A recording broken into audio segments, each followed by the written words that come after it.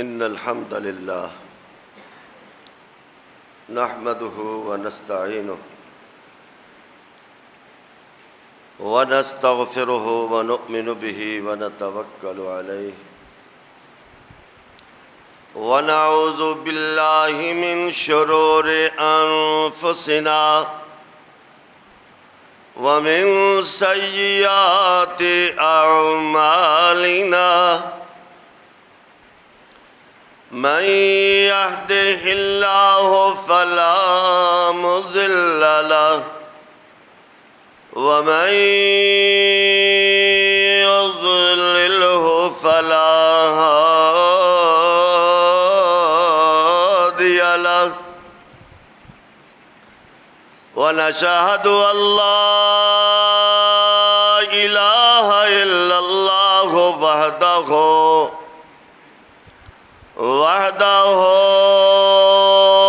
لا شريك له ونشهد أن سيدنا ومولانا محمدًا عبده ورسوله أما بعد فإن أحسن الكلام كلام الله وأحسن الهدي هدي محمد صلى الله عليه وسلم وشر الأمور محدثاتها وكل محدثة بدعة وكل بدعة ضلالة وكل ضلالة في النار أما بعد فأعوذ بالله من الشيطان الرجيم بسم الله الرحمن الرحيم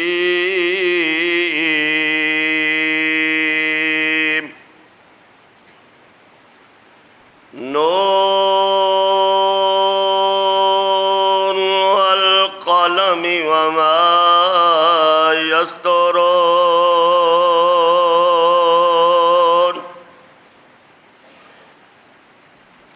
نون والقلم وما يسطرون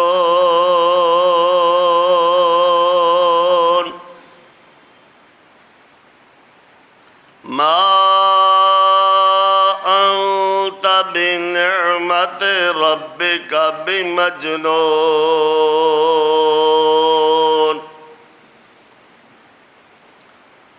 وإن لك لأجرا غير ممنون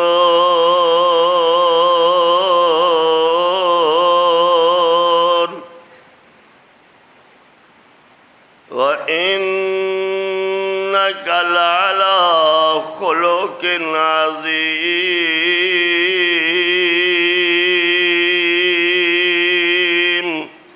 صدق الله مولانا العظيم اللهم صل على محمد وعلى آل محمد كما صليت على إبراهيم وعلى آل إبراهيم إنك حميد مجيد اللهم بارك على محمد وعلى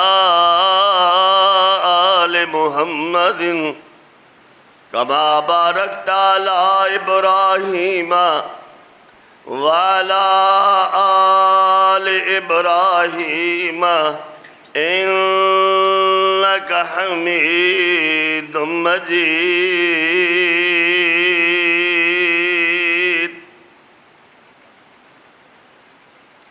حمد و ثنا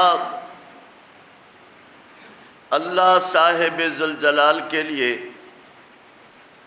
درود و سلام سید الکائنات فخر موجودات سرکار مدینہ جناب محمد الرسول اللہ صلی اللہ علیہ وآلہ وصحبہ وسلم کے لیے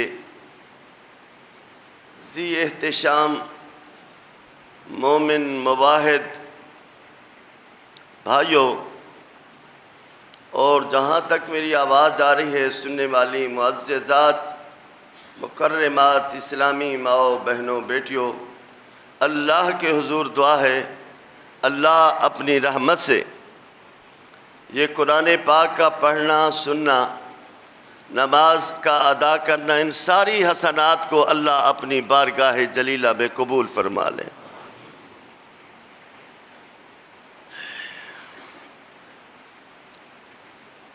آج کے اس خطبہ میں جو میں نے آیت کریمہ تلاوت کی ہیں ان کا تعلق سورہ قلم 29ویں پارے سے ہے۔ اللہ کریم نے اس مقام پہ نون والقلم وما یسطرون کہہ کر کے نون کے بعد قسم اٹھائی جو معنی قسم کا دیتی ہے، وما یسطرون، اور لکھنے والوں کے لکھنے کی قسم، ما انت بنعمت ربک بمجنون، اے میرے محبوب اپنے رب کی نعمتوں سے آپ مجنون نہیں ہیں۔ وَإِنَّ لَكَ لَأَجْرًا غَيْرَ مَمْنُونَ، میں نے آپ کے لیے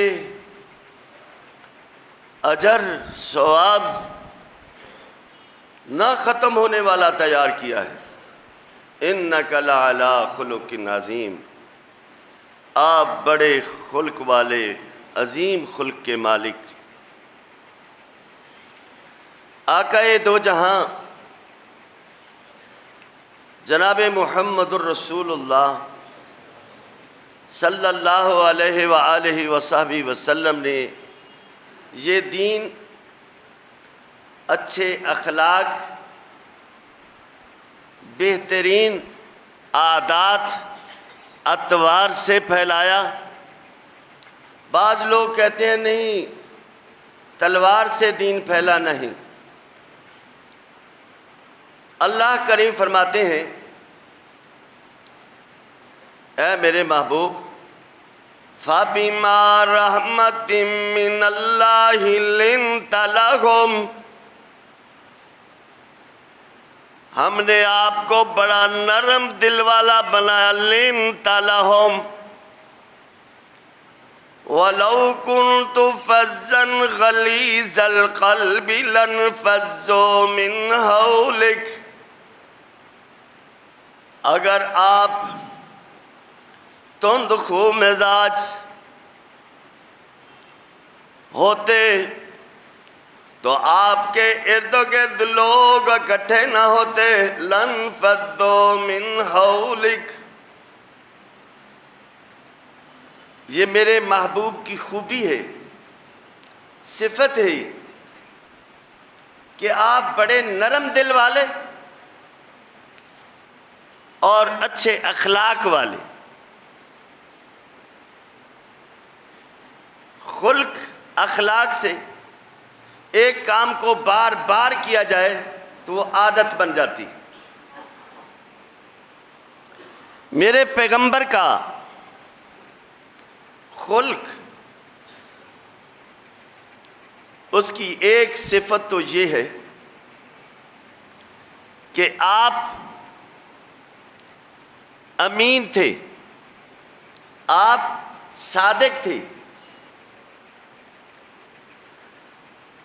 آپ کی امانت کے چرچے مکے کے کافروں مشرکوں میں یہاں تک صلاحیت کر گئے کہ آپ کے دشمن بھی امانتیں آپ کے پاس آ کر کے رکھا کرتے تھے۔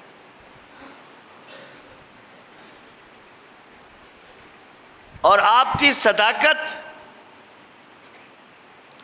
صداقت کے چرچے بھی اسی طرح کہ صفا پہاڑ پہ جب آقا دو جہاں نے لوگوں کو، مکے والوں کو اکٹھے کر کے کہا، لوگوں میں نے تمہارے اندر بچپنا گزارا اور جوانی سنبھالی، 40 سال کی عمر کو پہنچا، ما جربناک، کیسا آزمایا تم نے مجھے، اپنے اندر کس طرح پایا؟ تو سارے لوگوں نے یہ کہا، اے محمد ما جربناک الا صدقا مرارا، ہم نے آپ کو بار بار آزمایا، مگر جب بھی آزمایا آپ کے اندر سچائی پائی، سچا پایا۔ آپ نے کبھی بھی، یعنی نبوت سے قبل زندگی میں کبھی بھی آپ نے جھوٹ نہیں بولا تھا۔ ہم سب اپنے اپنے گریبان میں جھانک کر کے دیکھیں، ہم آقا کے امتی ہونے کے ناطے سے دن میں کتنے جھوٹ بولتے ہیں، کتنے سچ بولتے ہیں؟ کیا ہم اللہ کے رسول کے امتی ہونے کے ناطے سے ہمیشہ ہی صدق اور سچائی کا دامن اختیار کرتے ہیں؟ اگر آپ کا ضمیر گواہی دے کہ میرے اندر یہ صفت نہیں، کبھی کبھی سچ بولتا ہوں، کبھی کبھی جھوٹ بول لیتا ہوں، تو آپ کامل مومن نہیں ہیں۔ کامل مومن جو وہ ہے جو ہمیشہ صدق، ہمیشہ سچ بولتا ہے اور امانت میں خیانت نہیں کرتا۔ ہجرت والی رات حضرت علی رضی اللہ تعالیٰ عنہ کو حضور مکے والوں کی امانتیں دے کے کہتے ہیں یہ فلاں کی امانت ہے، یہ فلاں کی، فلاں کی۔ یہ وہ لوگ تھے جو آپ کے جانی دشمن تھے، مگر ان کی امانتوں میں ایک ذرے جتنا، ایک رتی جتنی بھی خیانت نہیں کی۔ یہ میرے محبوب کی خلق، میرے محبوب کی عادت، میرے محبوب کا اخلاق ہے۔ اللہ کریم فرماتے ہیں وَإِنَّ لَكَ لَأَجْرًا غَيْرَ مَمْنُونَ، اے میرے محبوب، ان عادات کی بنا پہ میں نے آپ کو جو اجر دینا ہے وہ نہ ختم ہونے والا، وہ ثواب عطا کرنا ہے۔ آپ صلی اللہ علیہ وسلم کا دل نرم، دشمنوں کے لیے بھی اور اپنوں کے لیے تو ہونا ہی ہونا تھا۔ اس کی ایک مثال دیتا ہوں کہ آقا دو جہاں ایک دن اکیلے ذرا شہر سے باہر تشریف لے گئے۔ دوپہر کا وقت تھا، آپ نے چاہا کسی درخت کے نیچے آرام کر لیتا ہوں، اپنی تلوار کو اس درخت پہ باندھا، نیچے آپ آرام فرمانے لگ گئے۔ ایک کافر آیا، اس نے دیکھا لو بھئی موقع مل گیا، جلدی سے لپکا اور اس نے تلوار کھولی آپ کی۔ اتنے تک میرے محبوب پیغمبر سرکار مدینہ آقا دو جہاں رحمت کونین بیدار ہو گئے۔ وہ دشمن تلوار کو ہاتھ میں لہراتے ہوئے کہتا ہے اے محمد صلی اللہ علیہ وسلم، میرے ہاتھ سے تمہیں کون بچائے گا؟ آقا دو جہاں فرماتے ہیں میرے اللہ مجھے بچائے گا۔ بس یہ کہنا ہی تھا کہ وہ اس کے ہاتھ کانپنے لگے اور تلوار گر گئی۔ آپ نے تلوار اٹھا لی اور ارشاد فرمایا اب تم بتاؤ کہ تمہیں کون مجھ سے بچائے گا؟ یہ کہنے لگا مجھے تو کوئی نہیں بچائے گا۔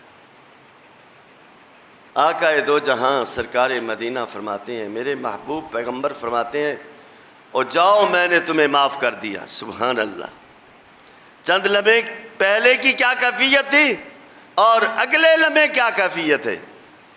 جناب محمد الرسول اللہ فرماتے ہیں جاؤ میں نے تمہیں معاف کر دیا۔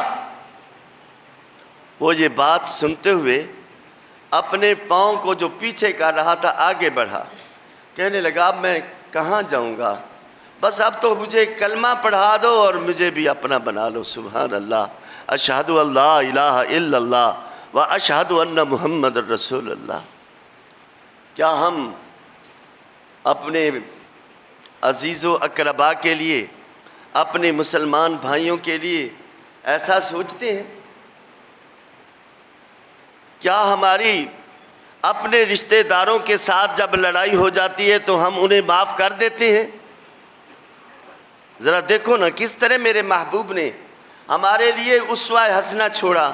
اللہ تب ہی تو کہتے ہیں نا لَقَدْ كَانَ لَكُمْ فِي رَسُولِ اللَّهِ أُسْوَةٌ حَسَنَةٌ، میرے محبوب کی زندگی تمہارے لیے بہترین اسوہ حسنہ ہے۔ یہ اسوہ ہے کہ دشمن کو معاف کیا،